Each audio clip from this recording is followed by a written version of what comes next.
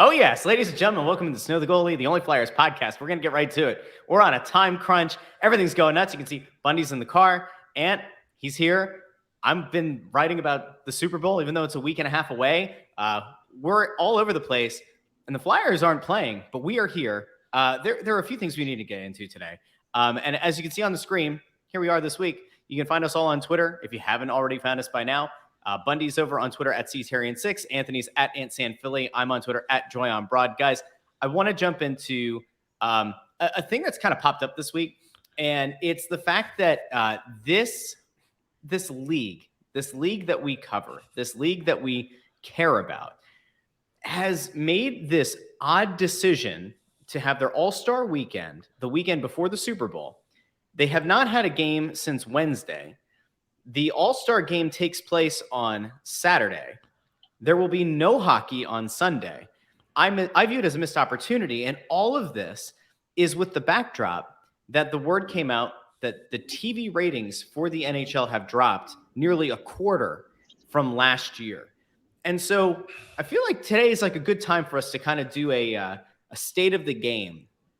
So, Anthony, I want to throw this to you first. No, then never mind. No, it's fine. You want to sigh? No, screw it. You want to sigh? Then I'm going to throw it to Bundy. Bundy will be excited. All right. Bundy, how do you view this dip? Because you're constantly back and forth between the U.S. and Canada. Can you give some perspective? Give the international perspective here. Like, is this just a matter of the American sports fan has kind of fallen off? Or does this go to Canada as well? Like, what are the feelings from people that you talk to, friends, family, people you know in the league? Like, what the hell's going on? That's a big drop. Well, there's people, I think like there's guys like myself or your kids, if you played the game, I think there's an interest in it. But, one thing I do hear, guys, is guys my age, Anthony's age, like I'm around 50. I think everybody knows that by now. But I hear a lot of guys my age say, you know what, dude, I don't watch that anymore. Like, to me, I find it an unwatchable quantity. And they say it all the time. It's not like one, two, or three guys.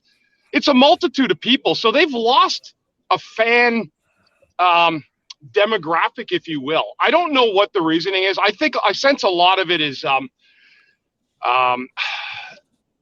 change to the game, the less physicality, the less fighting, the altercations, the ultra male. I think that kind of shined through for a long time. And I think in a lot of ways that era of guys is like, I'm not watching anymore. Like, you hear guys say, I'll turn on figure skating. It's the same thing. I don't think that. I think the game has changed and it's evolved. But there's a lot more teams. There's a lot more bad players, a lot more bad teams, whether you want to say it or not. That's the truth. It's a fact. I mean, you got guys now in like the American League that were playing in the NHL 2 years ago. When you got 30, 32 teams, whatever it is in the league, and you have an expansion team like Seattle that's top of a conference, it makes you certain, like Vegas too, getting those guys kind of makes you wonder what we're dealing with to begin with. Like, how exactly is it possible for an expansion franchise to go lottery picking of the guys nobody wanted or decided we were going to move on from, and they end up for a period of time in the first place in the Western Conference? This is a bizarre thing, guys. But, again, it's how the game's played, the speed of the game, like in terms of the way that it's shown, it's brought out. And I'm be honest with you, I think the way that the game is actually portrayed to people that fill a demographic. There's a lot of moving parts in the sport. Production teams, there's a lot of things, I think, in hockey, guys, that people just don't want to see when they turn on the game anymore from the era of times that they used to. There's different people carrying the game, play-by-play, the analysts. I think there's a whole lot of myriad of things. When I go on Twitter or I read or I just listen to the fans' dissertation of what they think has gone on with hockey, I think it's a myriad of things that's brought the number down almost 25% in a year. And that's not a good thing. It's not a good thing. And I'm definitely interested in hearing what Anthony's got to say. But, for me to sit here and say, no, it's all roses, guys love it, the game's better than it ever was, I can't tell you that that's what I hear, because it's not. Some people like it, but there's a lot of guys I find they're missing a demographic, and that's where they're missing it somehow. And? Well, I don't disagree with Bundy with the product right? I kind of agree that the product is not as good as it once was, and that's not just me being old man at cloud, yelling at the cloud. It's legitimately a thing that the sport has evolved into something that is more akin to what we used to just say was European style hockey back in the day, and not North American style. You don't hear those delineations anymore because the two games are kind of the same, right? I mean, I think that they're very similar. Where I will depart from what Bundy was saying, and probably what you were going to say too, Russ, because I know you want to kill the league for this, is I can give you rational reasons as to why the numbers have dropped that have nothing to do with hockey and more to do with television and the networks that are handling them. And I'll tell you, first and foremost, ESPN started off using the NHL as counter programming to Sunday Night Football. What the hell were they thinking? What the hell was ESPN thinking? Of course you're not going to get ratings and people watching hockey on your network if you're going up against Sunday Night Football. That's a terrible, terrible idea. You want to do it after football season's over? Okay, fine. But you cannot go head-to-head with the behemoth that is the NFL. I killed them. So if you take away the Sunday night games that they used, right, and just use the rest of the ESPN games, from what I see, their average has actually gone up from last season as far as viewers, as opposed to going down. So I think that the Sunday night thing killed ESPN. As far as TNT is concerned, TNT's got an issue with regional blackouts. Yeah. And so when they're putting the best team in hockey on all the time, Boston is constantly a TNT game, right? Well, there's a regional blackout in Boston, and usually Nesson draws like 660,000 viewers for Bruins games. Well, there's 660,000 people who are not watching it on TNT. So their numbers are now coming down. So Do you have the number there of what TNT's been averaging? I don't think I do. Okay. Let me see. Yes, okay. I do. They are averaging 359,000 viewers over 36 games, which is down 16% compared to the 20 games that aired in the same period last year. That can't be right. But they had seven of those 16 games were affected by regional blackouts. Yeah, I mean, so that's part of the problem is more the television networks are screwing this up than it is the NHL. But I do agree with Bundy that the game has changed enough that I think hockey was a sport that it was a niche sport to begin with, and so that maybe your more casual fan that's a little bit older has probably drifted away from it because it's not the same game that they grew up watching. So I need to apologize. I hear a lot of that.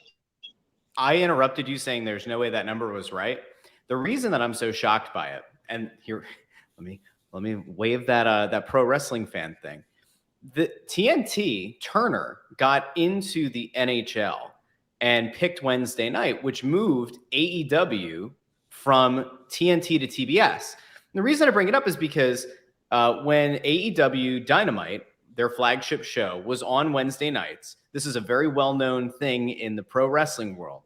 The ratings were anywhere from 850,000 to about 1.2 million viewers per week.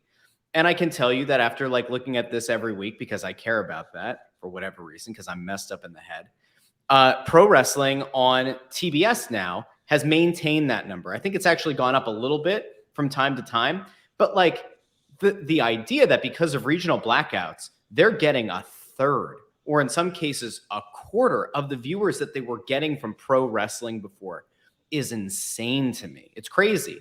And before people kind of lose their minds about, well, what happens? Are we factoring in Hulu Live plus sports, or are we factoring in YouTube TV? Those are factored in those Nielsen ratings. So those are not dropped. Those aren't people who just don't exist, which tends to be one of those conversations. Again, this is ratings are a big wrestling thing right now.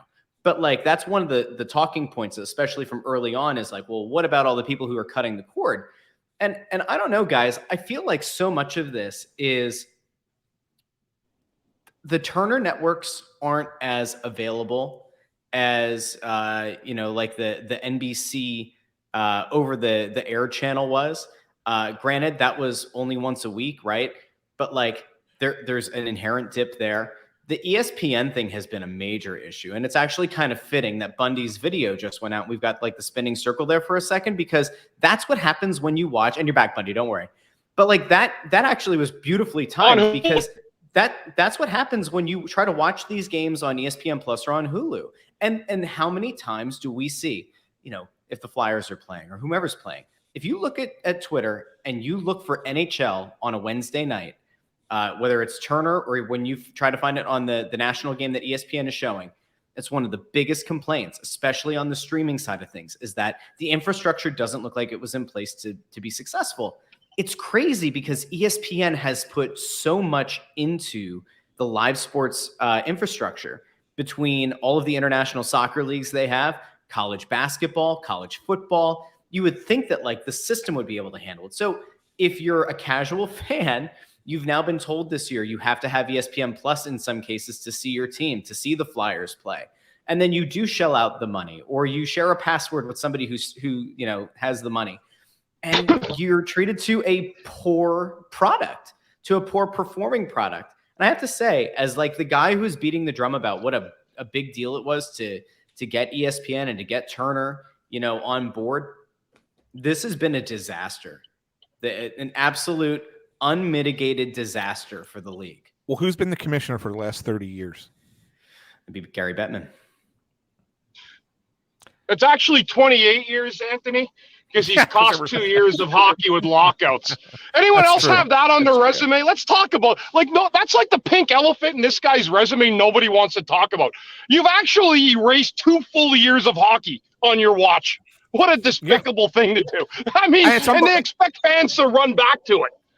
And it's amazing. It's amazing to think, Bundy, that he's probably had the most influence, good or bad, and a lot of times bad, on the sport of hockey than anyone else in the history of the game. Well, every rule's changed under his rule. I mean, it's seriously, right? He's made it for everybody. I mean, again, now, like, I'm not saying everybody, but you can play. He's turned it into a European style hockey, and that's the part. Even the other coaches, like legendary coaches, I can tell you, part of the game before was getting a mental edge over another guy. Mm-hmm. That doesn't happen anymore. It's just skill against skill, and whoever has the most skill wins. That's why I used to love the NHL, because there were guys that you could have play that just had enough desire and determination, and that one thing, the intangible, nobody could ever quantify, that gave that guy a career and made him an effective member of a team. And that doesn't exist anymore. It's just it's a go through the motion league. It's a go through the motion practice. And I've watched it happen in real time for 10 years. Mm-hmm. It's guys, I sat down by the bench and broadcast all of it, guys. I've watched it unfold in front of my eyes. It's honestly sad. I'm going to make Anthony really upset. My best friend has said to me for the last 2 or 3 years that there is a chance that within a decade and a half, that you're going to see across the country MLS get close to, if not past, the NHL. And based on their year-over-year growth, there is a case to be made that is entirely on the table, that within the next, say, 2 decades, the domestic soccer league, that was an absolute joke, is going to pass this league. And I can tell you that, and this comes back to something we've talked about for years, Ant, the cost of going down to Chester to go see the Union, who, by the way, just made a championship appearance, to go see a game, get really good tickets, pay for your family to go down, do tailgating, get food, is still probably half the price, maybe even less than that, as it is to go to a Flyers game. And when you extrapolate those numbers over, the entirety of a league, like I can't believe that it could trend that way. But it feels like it's totally, unless you make a change at commissioner. But like the ultimate thing here that drives me nuts is like, there is no other professional sports league in this country that would have allowed one of their teams to be in a situation where they have to play in front of 5,000 people in a college arena. That's a goddamn joke. Share a that's logo. Share a logo with the calls. Yeah, Mickey Mouse League move. I agree with you, but it did happen. Let's not forget that the Toronto Blue Jays, because of the pandemic, were not allowed to play at home, and so they had to play in a minor league ballpark for. That was different. Yeah, well, you can blame the Canadian government for that. That's not the team's fault.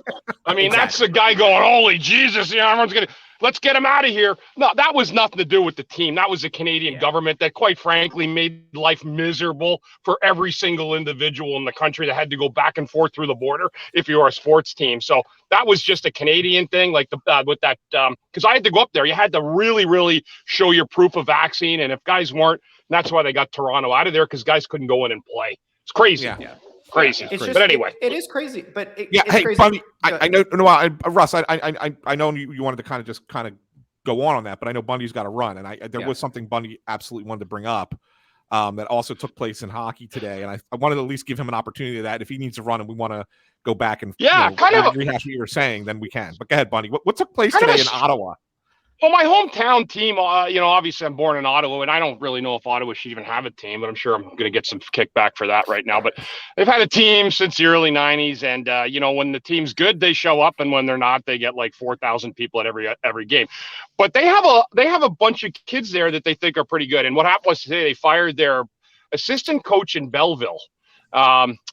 Troy the head Mann, coach in Belleville. The head coach. The head coach in Belleville, who had really done a good job getting guys ready for the NHL, was considered up and coming. That other guys in that were like Luke Richardson. That was in Ottawa too. Pierre Dorian's been there for years now, and it's very much looked like a Mickey Mouse type of show the way that they've run it. But they actually fired the head coach in Belleville, whose brother is an assistant general manager for the Senators, for sharing the Ottawa Senators pre-scout with another team. So, I mean, that's, I guess somebody was pissed off at somebody there in Ottawa, but I got to keep an eye on that. I mean, they really did think in Ottawa this year that getting like Giroux and, the other guy, DeBrincat, were just, going to get them a parade. I don't even know where they'd have a parade in Ottawa, but they'd have a parade of some kind in Ottawa. With those additions, and now they've apparently gotten rid of the guy who they think was really responsible for bringing guys along.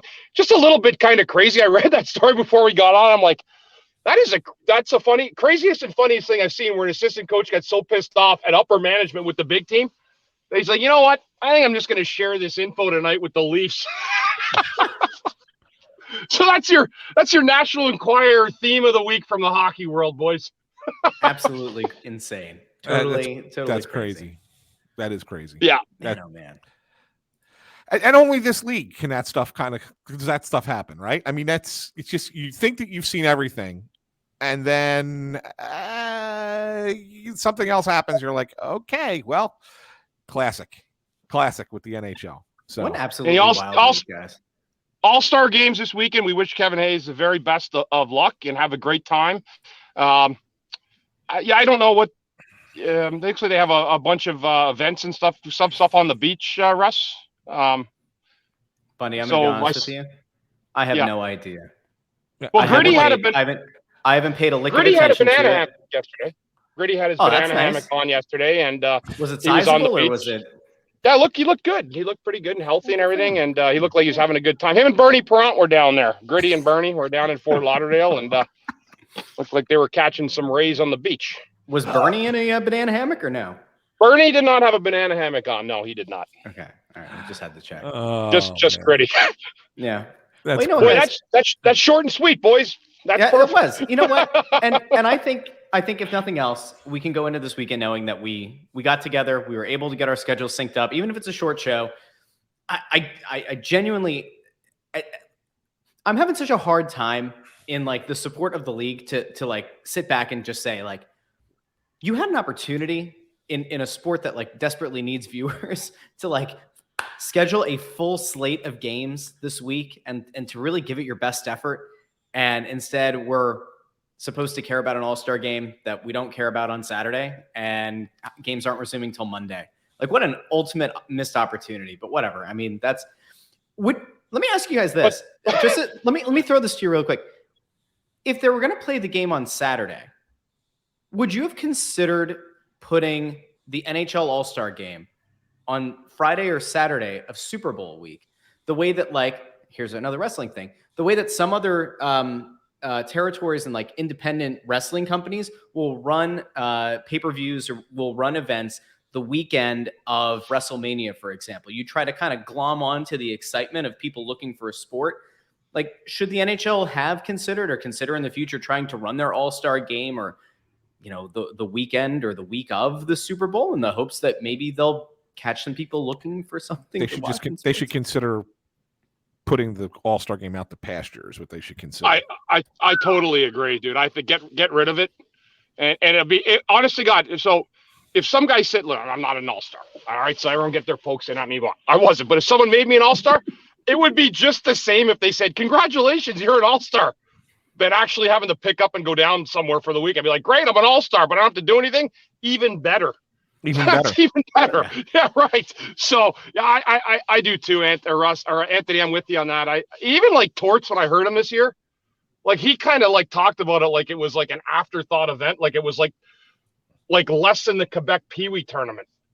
Like seriously, like that's exactly what and I think it's getting to that. Like there used to be something where I don't know, there was something about it at one time, but and believe me, the NFL's the same way, guys. They're running that thing too, right?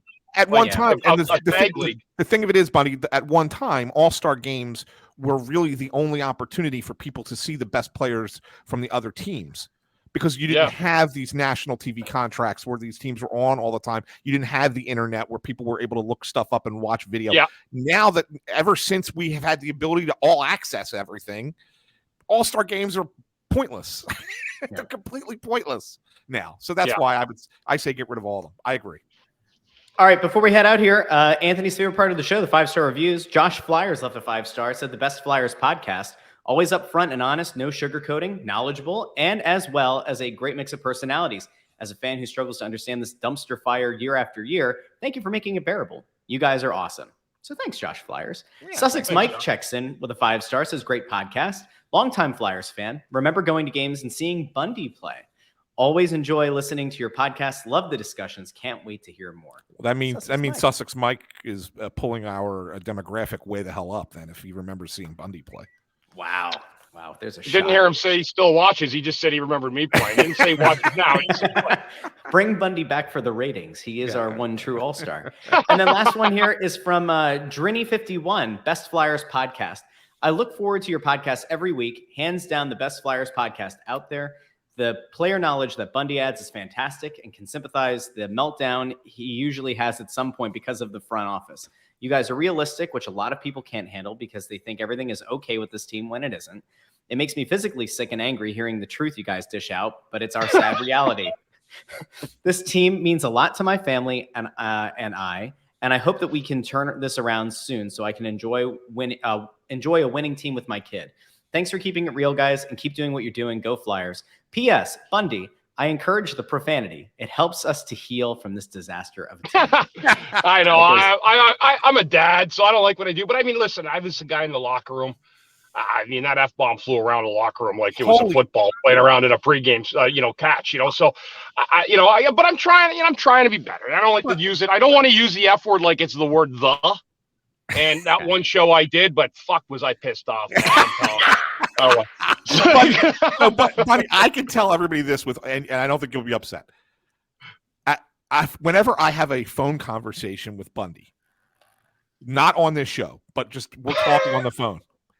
I mean, it's like I have to make sure there's no one around because I know I'm getting 57 F-bombs at some over the course of that. Like there's an over-under, and we're over every time. So the fact that you only drop one or two shows your professionalism. I used to have Tim Saunders and the TV people, and I think they used to wonder themselves, like, is this guy ever going to slip up? And I used to tell them, it will never happen, ever, and it never did. Yeah. So I could cut it off when you have to and use it. You not see it when you want. It's the delivery of that word. It's the delivery. Yeah, that's right. I agree. Only one this week. But anyway, kids listen, and as a dad, I understand that. So, all right, Russ, great stuff, guys. That was short and sweet. Love it. And but beautiful. All right. Short and sweet, just like me. Let's wrap up the show, guys. Don't forget, You can, of course, find this show, Snow the Goalie, the Only Flyers podcast. You can find us wherever you get your podcasts, Apple Podcasts, Spotify, Stitcher, Google Podcasts, Amazon Music. By the way, we're also on Pandora now, so you can go there. You can find us on Facebook, facebook.com/snowthegoalie. You can find us on Twitter and Instagram @snowthegoalie, @AntSanPhilly, @JoyOnBroad, @CTerry6. Biggest thing. And then remember, I mean, if you're watching this, you know where to find it. If you're listening, you can find all the video. You can find the full episode on video on the Crossing Broad YouTube channel. So I think that's pretty much it, guys, as I, make a graphic error there at the end. But big thank you for tuning in. Make sure you tell 2 people in your life about Snow the Goalie, and we will be back next week with a new episode. And next week, guys, I want to dive into something that I just totally made a mess of on Twitter this week, which is the idea of to tank or not to tank. Apparently, the draft lottery is very complicated for some people. So I want to dive into that next week. So everybody can get their pitchforks and their flames ready. We'll get into that next week. And then we'll react to what I'm sure is going to be a very exciting NHL All-Star weekend. So for Ant, for Bundy, I'm Russ. Thanks for tuning in. We'll talk to you next week.